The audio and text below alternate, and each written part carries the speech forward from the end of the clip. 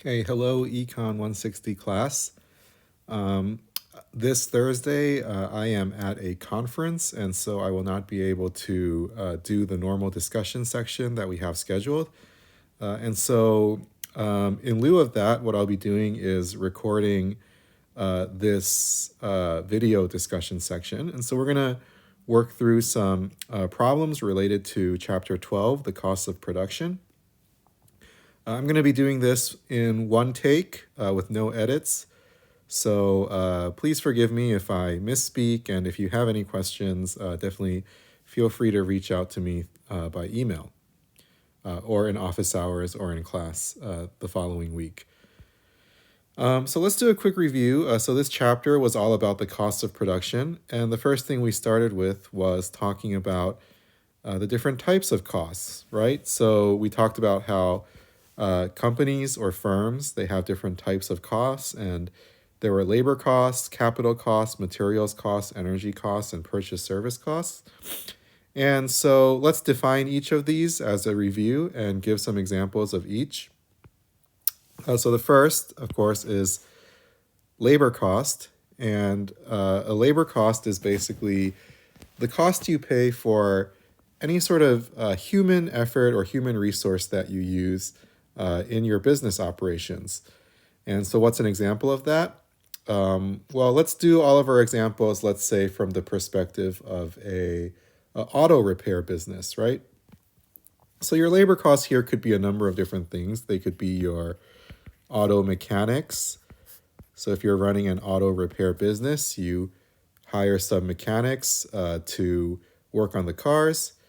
It could also be an accountant, right, or a bookkeeper who handles your finances, right?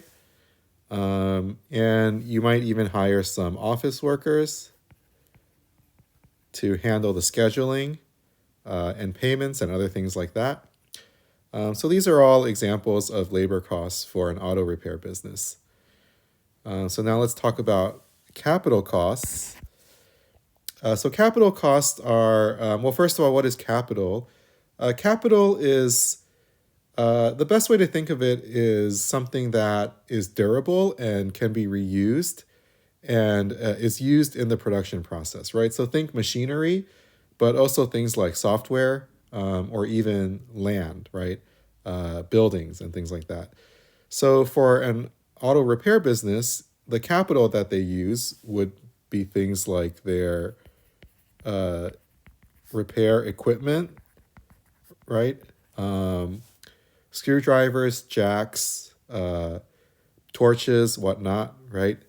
And any sort of machinery that they might use. Okay. It can also include the actual shop space, right? The building that they're in, the land that they're on.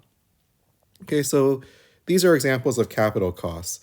So whatever money that they had to pay to either purchase or rent this equipment or machinery would be considered a capital cost. So now let's talk about materials costs. A materials cost is a cost that gets used up during the production. So it's not, so with a capital cost, capital is something that you can use over and over again. A material is something that gets used up in the course of production. So for an auto repair business, this might be something like paint, right? You use up the paint as you repaint a car. Screws, right? Things like that. Things that get used up directly in the production process. Then we have energy costs, which, we need energy to operate everything. And for the most part, for most businesses, the main energy cost will be what you pay on electricity, right? Maybe fuel costs or other forms of energy, but basically these are all energy costs. And last but not least, there's something called a purchased service cost. And that is basically services that you would purchase from another company. So that other company will have their own labor costs, their own capital costs, their own materials costs. But let's say you run a company and you want to do some sort of advertising campaign. But your company itself is not an expert in advertising, and so you hire that out, right? You contract that out to another company. So that would be a purchase service cost from your perspective, right? You're purchasing a service from another provider. So an example, like I said, could be something like a marketing campaign, right? Okay. There could be other examples, like you could purchase research from outside consulting companies, which is a frequent thing that's done as well. I don't know that an auto repair business would really need to purchase research, but let's say you're a law firm, then you might contract out some scientific or technical research that you might need for building your case, right? Okay, so these are the 5 main costs that we identified: labor, capital, materials, energy, and purchase service. And of course, there was one more thing that we need to always keep in mind as economists, which is opportunity cost. And so that is what we'll talk about in the next slide. So now we're going to be talking about the difference between accounting profit and economic profit. So first of all, as a reminder, what is accounting profit? It's basically money in minus money out, right? Or in other words, it's your revenue minus your total accounting costs, okay? And when we say accounting costs, we basically just mean your monetary costs, right? The money that you're paying for your labor, the money that you're paying for your capital and your energy and your materials. Those are what we mean by accounting costs, right? Okay, so that's accounting profit. That's basically what most people think of when they think of profit, right? They think of monetary profit. When it comes to economic decision making, though, as we talked about in chapter 2, we always need to also think about opportunity cost. And so that's what we mean by economic profit. Economic profit is basically your accounting profit, but you subtract out your opportunity cost, right? So accounting profit minus opportunity cost. This line is a little long. These are minuses, okay? So make sure they look like minus signs and not dashes, right? They're minus signs. So accounting profit minus opportunity cost is economic profit. And just as a note, I mentioned this in the lecture, but accounting profit is typically what's reported, right, on financial statements and things like that. But economic profit is what drives decision making, right? And that's why, as economists, we care a lot about economic profit, because that's what drives decision making. Because when you're making a decision, you don't just look at the benefits of that decision, you look at the benefits of that decision in comparison to your other possibilities, right? And so that's your opportunity cost, okay? And so that's how they're different, right? Accounting profit is monetary, and it's typically what's reported. Economic profit, though, is what is actually driving the decision-making of the business owner, okay? So that is the difference between accounting profit and economic profit. So let's do a quick example, economic profit and how that relates to the decision to stay in business. So here's the example. Jose runs a printing business with annual revenues of $100,000. Jose's annual accounting costs are $30,000. If Jose were not running this business, he'd work as a salesman making $60,000 a year. So let's answer these questions. What is Jose's accounting profit? So it's just revenue minus his accounting cost. And so that is 100,000 minus 30,000, which is 70,000, right? Okay, so 70,000, that's his accounting profit per year. What is Jose's opportunity cost of running the business? So if he weren't running the business, it said he'd work as a salesman for $60,000 a year. So it would be $60,000 a year, right? That's his opportunity cost. What is Jose's economic profit? So that's equal to his accounting profit minus his opportunity cost. And so that's 70,000 minus 60,000, 10,000, right? So Jose is making an economic profit of 10,000. He's making $10,000 in excess of his opportunity cost by operating this business. And so this question then of should Jose stay in business?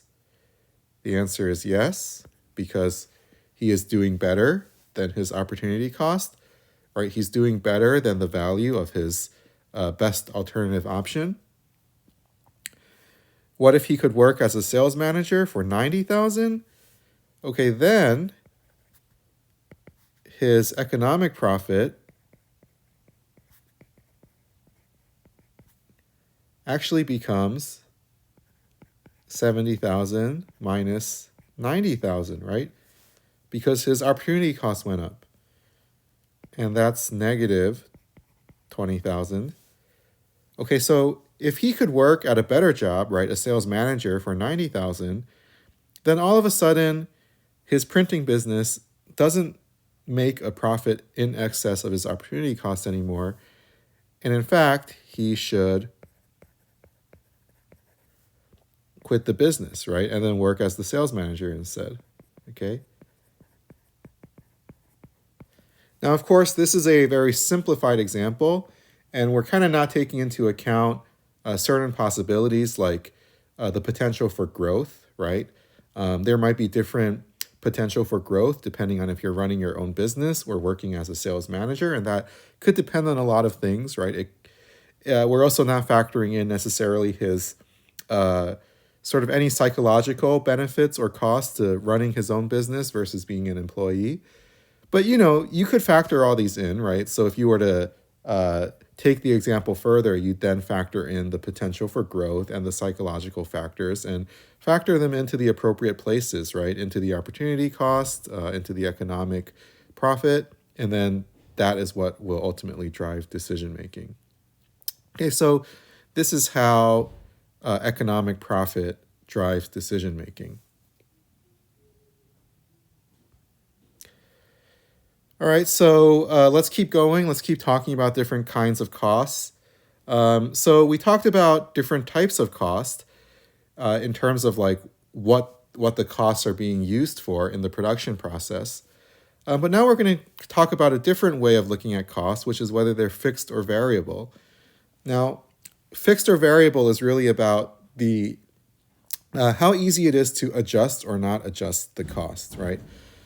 So a fixed cost, the definition, is a cost that does not vary with the amount of output, right? So it doesn't matter whether you're, again, let's use the auto repair business as an example. Doesn't matter if you're fixing 1,000 cars per week or you're fixing 10 cars per week. The fixed cost is the same, right? And so this might be maybe 1,000 and 100 is different because it's not a good example because you probably have different space needs for 1,000 versus 100. But let's say the difference is between whether you're fixing 5 cars at once or 7 cars at once, right? In which case, an example of a fixed cost would be like your shop space, right? Whether you're doing a lot of business currently or you're doing a little bit of business currently, you're still paying for your shop space either way, right? So that's an example of a fixed cost. Or maybe the money you pay to your bookkeeper, right? You still have one bookkeeper, whether you're doing a little bit of business or a lot of business, right? So costs that don't change as you scale up or scale down, those are example of fixed costs, right? Okay, so then a variable cost is a cost that does vary with the amount of output. And so this would tend to be maybe like your materials costs, right? Like the amount of paint you use, the amount of screws you use, right? potentially the number of mechanics that you hire, because if you need to scale up, then you might have to hire more mechanics, right? So fixed cost and variable cost, they're not set in stone, right? It kind of depends on the circumstances. And one thing it depends on is whether we have a short run time horizon or a long run time horizon. So even if a cost is fixed in the short run, let's say like your shop space, right? Because you have a lease for a particular space and basically you have to pay that lease no matter what, right? But in the long run, let's say your business is doing great and in fact you're running out of space, you might actually want to upgrade to a better location, right? So costs that are fixed in the short run, like your shop space, can actually be variable in the long run, okay? And that's going to be a crucial distinction because we're going to show that the fixity or the variableness of costs in the short and the long run can determine dynamics in the market. And that's what we're going to talk about in chapter 13. Okay, so that's fixed versus variable cost. Basically, whether something changes with the amount of output or whether it stays the same with the amount of output. And that depends on your time horizon that you're looking at. Okay, so fixed versus variable cost. Okay, now let's do this. This is going to be, this is a complicated thing, but we're going to do an example of mapping a production function onto a cost function. So just as a reminder, a production function tells you the mapping from different combinations of inputs into outputs, right? It's like a recipe book. It tells you if you combine these things, this is how much output you get, right? And the cost function is like looking at different recipes and figuring out how much is it going to cost, right, to make each recipe, okay? So here's the setup. Maria runs a boba shop, and it has this production function here in the blue table. And it tells us that the cost to hire a store clerk is $20 an hour. The cost to rent a boba machine is $10 an hour. And it says Maria pays a fixed cost of $5 per hour to rent her store space, okay? And so that's a fixed cost. It doesn't change with the amount of boba she does or doesn't sell, right? And the question tells us to use the production function to fill out the cost table, which is this orange table here. Okay, so what are the steps to do this? The first thing you want to do is for each level of output, so for each amount of boba that you want to create, find the lowest cost way of doing so.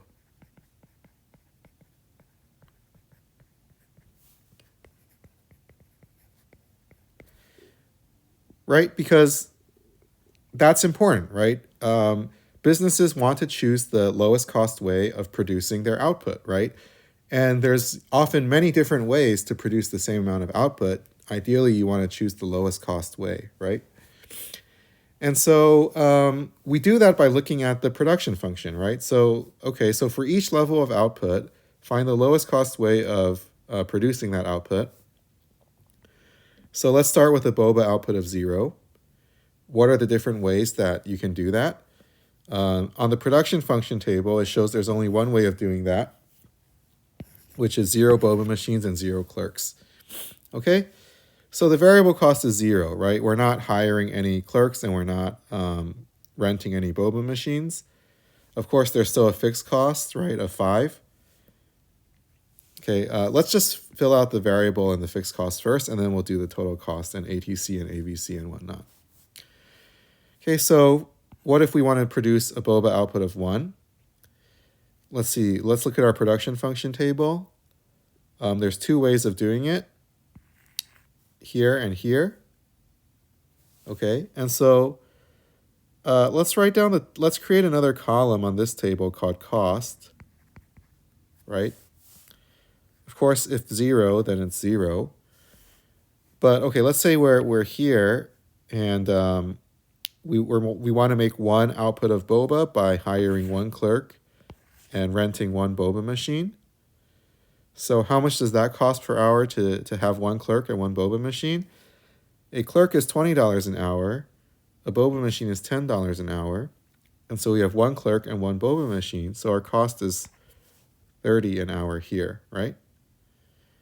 Okay, what's the other way to make one boba output? It's down here. And that takes one clerk and two boba machines. And so that's $20 an hour for the clerk. And then 2 times 10 for the two boba machines. So that would be 40. Okay, so we look at these two options. And of course, we don't want to spend 40 when we can spend 30 in order to make one boba, right? So we don't want to do this. We want to do this one, right? Okay, so the variable cost is 30. Of course, there's still a fixed cost 5. So now let's do, okay, so that's the cost for one boba output. Now let's do it for two boba output. So what are our options? Here and here. Option 1 says 2 clerks and 1 boba machine. So that would be 2 times 20 plus 10, right? So 50 for the cost. And the second option for 2 boba outputs would be 2 and 2. So 2 times 20 plus 2 times 10, that would be 60. Okay, so we'd rather pay 50 than pay 60, so we don't want to do this one. This is how we want to make 2 boba outputs. So the variable cost would be 50. The fixed cost would be 5 still, right? Okay, so that's our answer for 2 boba outputs. Now let's do it for 3 boba outputs. All right, so now there are 3 ways to make 3 boba output. We've got 3 clerks and 1 boba machine, 4 clerks and 1 boba machine, or 3 clerks and 2 boba machines. With 3 and 1, that would be 3 times 20, 60 plus 10, right? So 70. With 4 and 1, we would get 4 times 20 is 80 plus 10, so it's 90. And then with 3 and 2, that would be 3 times 20, 60 plus 2 times 10, 20. So that would be 80. Okay, so our options then are 70, 90, and 80. So we want to choose the 70, right? We don't want to pay more than we need to. So these two are out. So the variable cost to make 3 boba outputs is 70, and the fixed cost is 5. Now we have 4 boba outputs. What are the ways to make 4? You can either have 4 clerks and 2 boba machines, or you can have 3 clerks and 3 boba machines, okay? So if it's 4 clerks and 2 boba machines, the cost would be 4 times 20 plus 2 times 10, so 80 plus 20, so 100. What about 3 clerks and 3 boba machines? That's 3 times 20, 60, plus 3 times 10, 30, so you get 90. Okay, so the way that you want to make 4 boba outputs is you want to do it this way, right? With 3 clerks and 3 boba machines, not 4 clerks and 2 boba machines. So this one is out. And so the variable cost for 4 boba outputs is 90, okay? And still 5. And okay, so now we're at the last one, 5 boba outputs. The only way that our production function tells us is 4 and 3. So the total there is 4 times 20, 80, plus 3 times 10, 30. So 80 plus 30 is 110. And so it's 110 over here. Fixed cost is still 5. So there we go, okay? So now we have basically a mapping from how many outputs we want to make to our variable and our fixed costs, okay? All right, so now let's calculate total cost. It basically add up the variable cost and the fixed cost. So for 0 boba outputs, it's 5. Then we have 35, 55, 75, 95, and 115. And then average total cost is just the total cost divided by the amount of output. When you have 0 output, you can't divide by 0, so there's nothing there. So with 1 boba output, the average cost is 35 divided by 1, so it's 35. At 2 boba outputs, it's 55 divided by 2, so you get 27.5. At 3 boba outputs, it's 75 divided by 3, so you get 25.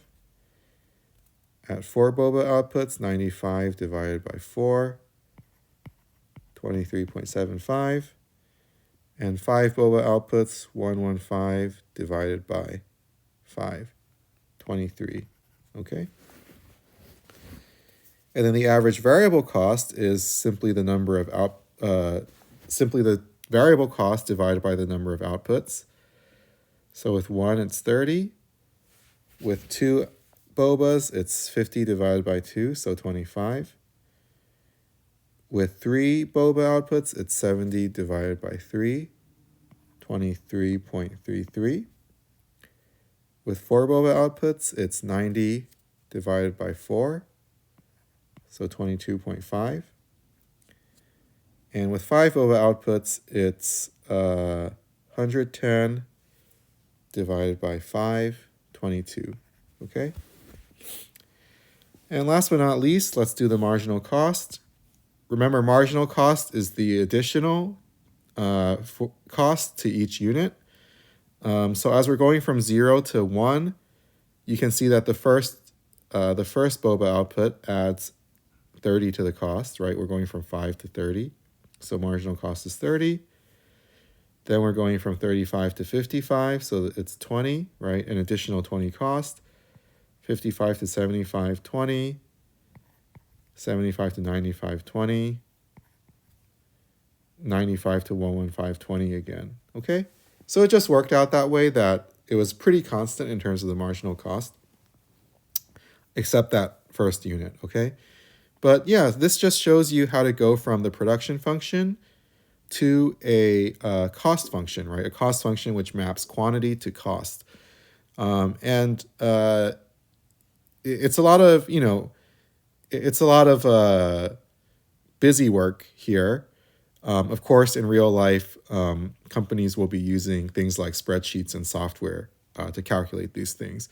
But it's important for you to kind of see how it all works and what's going on under the hood, right? Okay, good.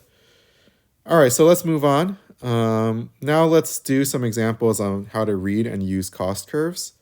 Okay, so this will be really important for chapter 13, which is next week. So make sure you pay attention here. Let's just answer these questions one by one. What is the range of output for which the firm has economies of scale? Just as a reminder, economies of scale is when average total cost is decreasing, when output is increasing. And so that's here, right? This is the region.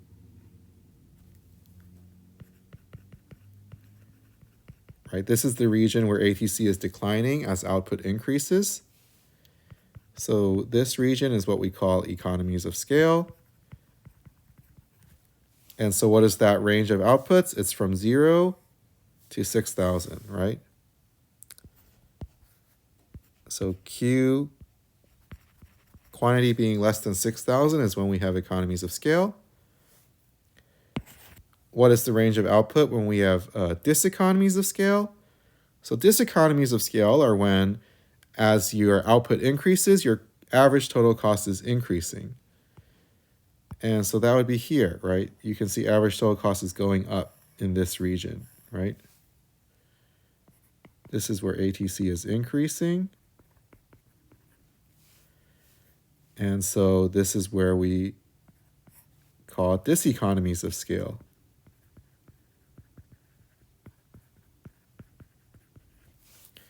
Okay, so that happens for quantities above 6,000. And finally, what is the efficient scale of the firm? The efficient scale is basically where ATC is minimized, okay? And so the minimum of ATC is always going to be here where it crosses the MC curve. And so the efficient scale is when quantity equals 6,000, okay?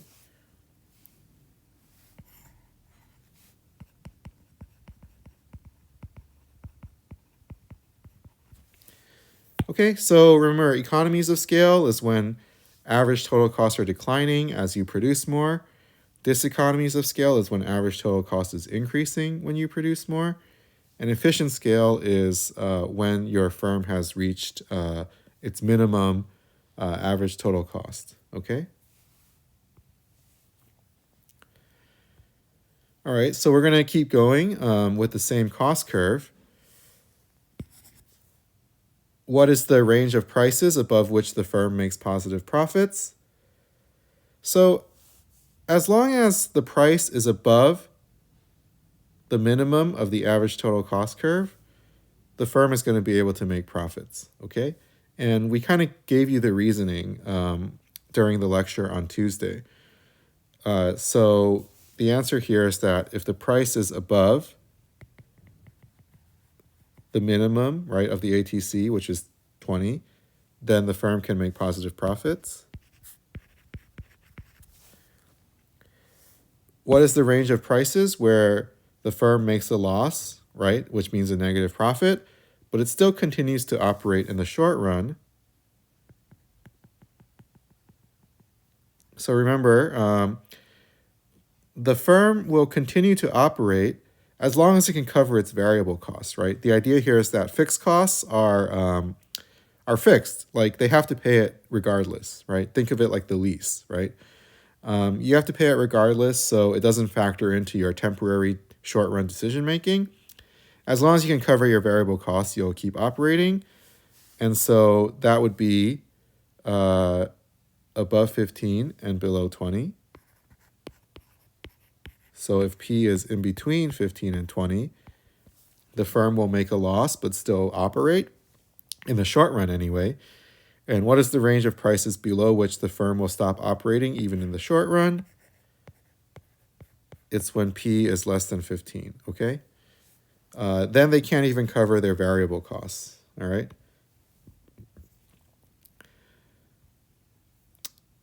All right, and so now let's figure out how to use these graphs for profit maximization.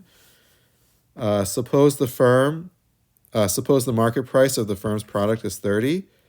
We can answer how much quantity does the firm produce and how much profit does it make. So remember, for a competitive firm like this, the profit is maximized when P equals MC. So we have to draw a line at 30 to indicate the price. And what's the quantity at which the firm's at which price equals marginal cost? It's 10K, right? So the firms want to maximize profit. So if the price is 30, they're going to produce 10K. Okay, now how much profit does it make? So profit is sorry, I wrote it wrong. Profit is price minus average total cost times quantity. And graphically, we can represent it with this rectangle here.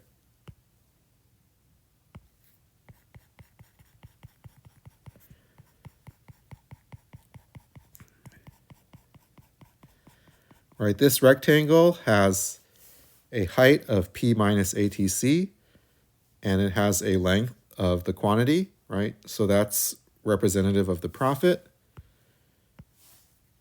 And so the price is 30, and the ATC here looks to be close to, maybe 22. and the quantity is 10,000. So we have 8 times 10,000, so 80,000, right? So our profit is about 80,000, okay? So that's how you use the cost curves to figure out the firm's profit maximizing decisions. Okay, one more example. This time, instead of 30, the price is 15. So let's draw a line at the price. So at 15, the firm is just on the border between either shutting down or operating. Let's just say that it operates, in which case the profit maximizing quantity happens at 4K, right? Because P equals MC still is what they choose. And so they're going to choose a quantity of 4,000. By the way, what does it mean to say you've maximized profit and you're still making a loss?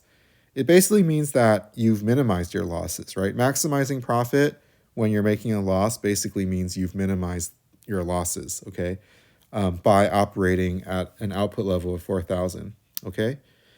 And so how much profit does the firm make? The formula for profit is still the same, right? P minus ATC times Q. And so ATC is up here.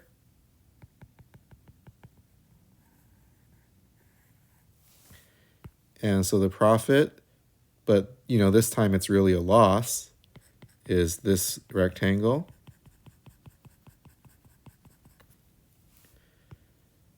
Okay, so P is 15. The ATC looks like it's about 21. And the quantity is 4,000. So this is like -6, is that right? 15 minus 21. Yep, -6 times 4,000, and that gives us -24. Whoops, I wrote it wrong. -24,000, okay? So that would be our answer for the profit here. Okay. All right, so that's it for the discussion section. As I said, yes, please feel free to email me if you have any questions or come visit my office hours. So I apologize again for not being available in person today. Hopefully this was useful for you, and I'll see you guys next week. Oh, and by the way, yep, the homework is as normal to do the Chapter 11 quiz due Monday next week. All right, thanks, and I'll see everyone later. Bye.